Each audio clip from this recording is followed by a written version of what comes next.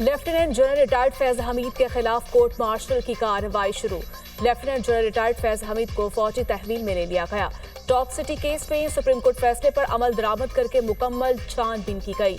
Top city case में शिकायत का जायजा लिया गया। मुकम्मल तहकीकात की रोशनी में lieutenant general retired Faiz Hamid के खिलाफ मुनासिब कार्रवाई का आगाज किया गया।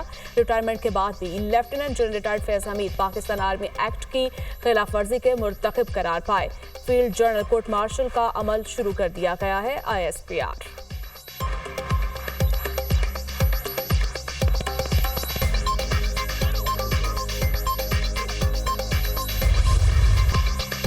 फौज में कड़े एहतसाबी अमल पर DG ISPR वाज़ेह बयान दे चुके हैं। 7 मई को होने वाली प्रेस कॉन्फ्रेंस में DG ISPR ने फौज के खुद एहतसाबी के खदोखाल बयान किए। फौज में खुद एहतसाबी एक कड़ा, सख्त, शफाफ और खुदकार अमल है जो हर वक्त जारी रहता है।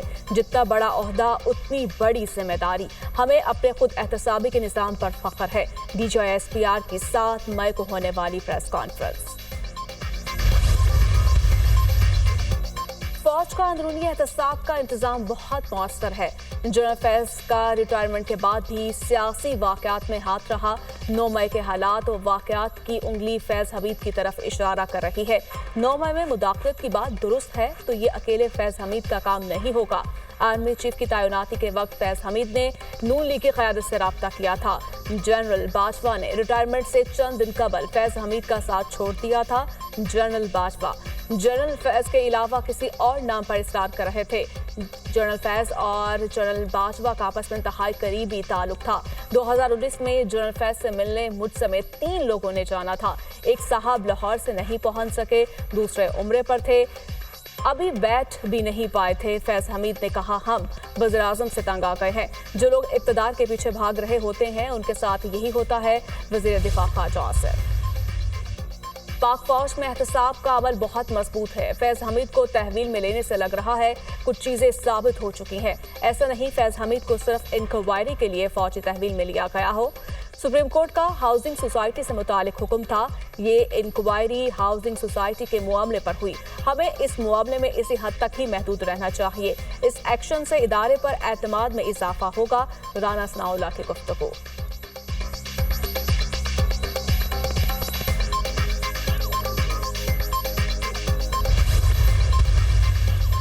कार्रवाई बड़ा क्लियर पैगाम है। जो भी आईन और कानून के खिलाफ चलेगा उसका एहतसाब होगा। पाक फौज ने एक अहम कदम उठाया है। फौज के अंदर कड़ा एहतसाब का निज़ाम मौजूद है। फैज हमीद को तहवील में लिया गया, मतलब हमारे तमाम तर खदशात दुरुस्त थे। 2018 इलेक्शन से पहले फैज हमीद ने सियासी जमात को प्रमोट किया। फैज हमीद ने आज उसका खमियाजा भुगत लिया। 2018 के मेन किरदार यही थे। लगता है फैज हमीद की मखसूस सियासी जमात के हवाले से चीज़ सामने आई है। मखसूस सियासी जमात के साथ फैज हमीद का ताल्लुक था। फैज हमीद के खिलाफ करप्शन और सियासी मुदाखलत मौजूद थी। सियासी मुदाखलत नजर आने पर फौज ने दुरुस्त कदम उठाया है। पाकिस्तान की सालमियत के खिलाफ मुहिम चलाना मुनासिब नहीं है। 9 मई को मुल्की सालमियत पर हमले किए गए। वज़ीर इत्तलात अता तारड़ की दुनिया न्यूज से गुफ्तगू। देर आए दुरुस्त आए, ये शुरुआत है। अभी बहुत बड़े बुत करने हैं। मामला बहुत दूर तक जाएगा। 9 मई वालों की पुष्टपनाही करने वालों का भी एहतसाब होगा। फौज ने पैगाम दिया है, मौजूदा क़यादत ईमानदार है। सिपाहसालार को मुबारकबाद देता हूँ। जो नामुमकिन था वो भी मुमकिन कर दिखाया। फैज हमीद और तहरीक इंसाफ एक ही नाम है। आने वाले दिनों में बानी PTI और तहरीक इंसाफ जमीन पर लेट जाएंगे। सब अच्छे बच्चे बन जाएंगे। PTI पहली लिस्ट में होगी। हमें जश्न मनाना चाहिए। पाकिस्तान हकीकी तौर पर तरक्की की तरफ जा रहा है। सेनेटर फैसल वाड़ा की गुफ्तगू। शवाहिद की बिना पर फैज हमीद को तहवील लिया गया है। फौज के अंदर एहतसाब का निज़ाम मौजूद है। फैज हमीद आर्मी एक्ट की खिलाफ वर्जी करते हुए पाए गए हैं। बानी PTI की हुकूमत लाने में फैज हमीद का किरदार था। पीपल्स पार्टी रहनुमा कमर जमान कायरा।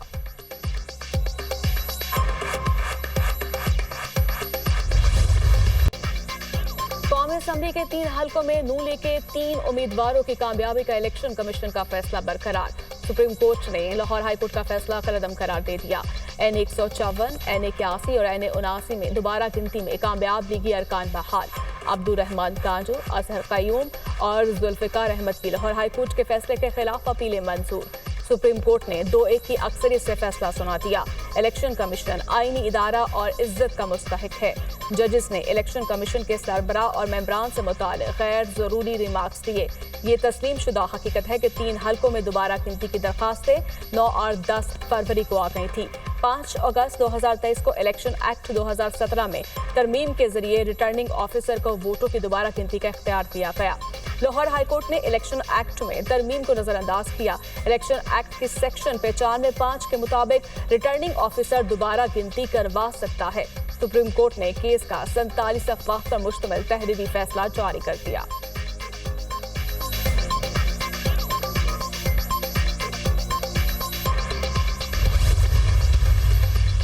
जस्टिस अकील अब्बासी का अक्सरियती फैसले से इख्तिलाफ। हाई कोर्ट के फैसले में मुदाखलत की जरूरत नहीं। लाहौर हाई कोर्ट फैसले के खिलाफ अपीलें खारिज की जाती हैं। इलेक्शन कमीशन ने मुकदमात में इंतखाबी नतायज और खत्मी होने पर दरखास्त खारिज की। जस्टिस अकील अब्बासी का फैसले से इख्तिलाफ।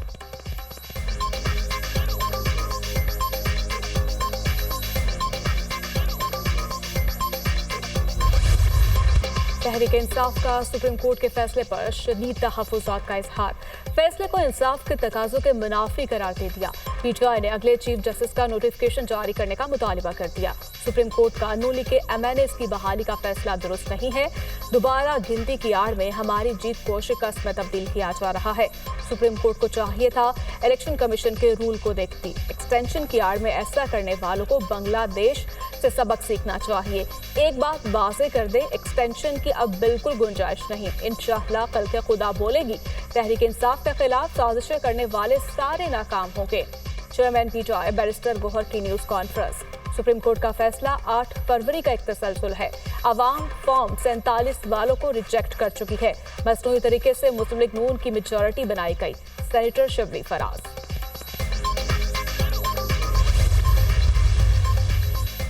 सुप्रीम कोर्ट ने पीपी 133 ननकाना साहब से राना मोहम्मद अरशद को भी बहाल कर दिया। सुप्रीम कोर्ट के फैसले से मुस्लिम लीग नून के उम्मीदवार राना मोहम्मद अरशद कामयाब करार। इलेक्शन कमीशन ने दोबारा गिनती के बाद 9 अप्रैल को राना अरशद की कामयाबी का नोटिफिकेशन जारी किया था। दोबारा गिनती में राना मोहम्मद अरशद को सुन्नी इत्तेहाद काउंसिल के उम्मीदवार राना आतिफ पर 2400 वोट की बढ़तरी हासिल हुई थी।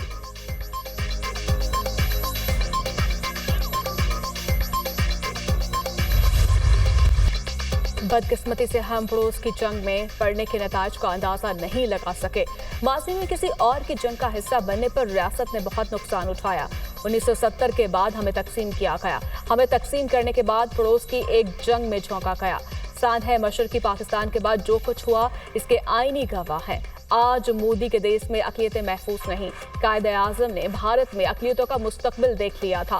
पाकिस्तान हमारा मुल्क है और हमने मिलकर इसे मजबूत और खुशहाल बनाना है। सदर मुमलिकत का अक़लियतों के हवाले से तकरीब से खिताब, पाकिस्तान खप्पे का नारा भी लगाया।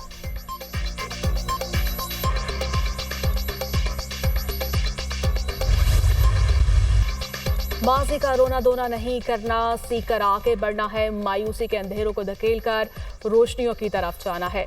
शबाना रोज मेहनत करेंगे तो पाकिस्तान अजीम मुल्क जरूर बनेगा।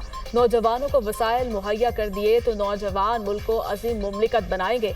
अगर नौजवानों को चीन जैसे मौके मिले तो खुशहाल का इनकलाब ला सकते हैं। ज़राअत की पैदावार बढ़ाने के लिए बच्चों को चीन से ट्रेनिंग दिलवाएंगे। नौजवान नस्ल मुल्क की तकदीर बदल सकती है। मेरिट पर 10 लाख बच्चों को स्मार्टफोन देंगे। 14 अगस्त को 5 साल इक़्तिसादी बहाली के लिए प्लान शुरू कर दूंगा।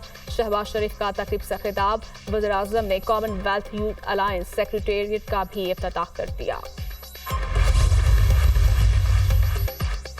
बानी पीटीआई और बुशरा बीबी के खिलाफ 190 मिलियन पाउंड रेफरेंस की समाअत 15 अगस्त तक मुलतवी कर दी गई। नैब के तफ्तीशी ऑफिसर मियां उमर नदीम पर फिर जुर्हा ना हो सकी।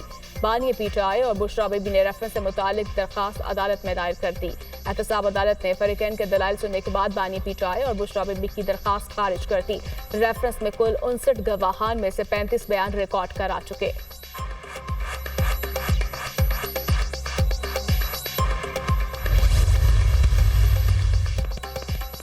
शाहिद खकान अब्बासी समेत तमाम मुल्जिमान गैर कानूनी भर्तियों के केस में भरी। एहतसाब अदालत का रेफरेंस चेयरमैन नैब को वापस भेजने का हुक्म।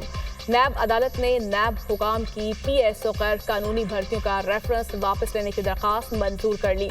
नैब को खत्म करें वरना मुल्क नहीं चलेगा। हमारा किसी से कोई झगड़ा नहीं, ना किसी से कोई कुर्बत है। जो सियासी जमात आइन पर चलेगी हम उसके साथ हैं। अदलिया के निज़ाम को दुरुस्त करने की जरूरत है। सियासी क़यादत, army chief justice of Pakistan बैठकर मुल्की मुआवनात का हल निकालें। शाहिद खकान अब्बासी की मीडिया से गुफ्तगू।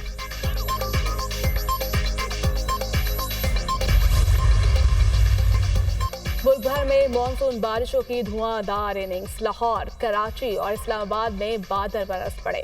बहावलपुर, आरिफवाला, ओट शरीफ, दुनियापुर, चिश्तिया में भी तेज बारिश। खैबर पख्तूनख्वा के पहाड़ी इलाकों में नदी नालों में तुगयानी का खदशा। मरी, गलियात और कश्मीर में लैंडस्लाइडिंग का खतरा। रावलपिंडी, अटक, चकवाल, मियावाली, सियालकोट में बादल बरसने का इम्कान। सिंध के बेशतर अजला में मतला जुज़वी अबरालूद रहेगा। सिंध के साहिली इलाकों में हल्की बारिश की पेशगोई। आइंदा 12 घंटे के दौरान डीची खान और राजनपुर के पहाड़ी सिलसिले में फ्लैश फ्लडिंग का खदशा।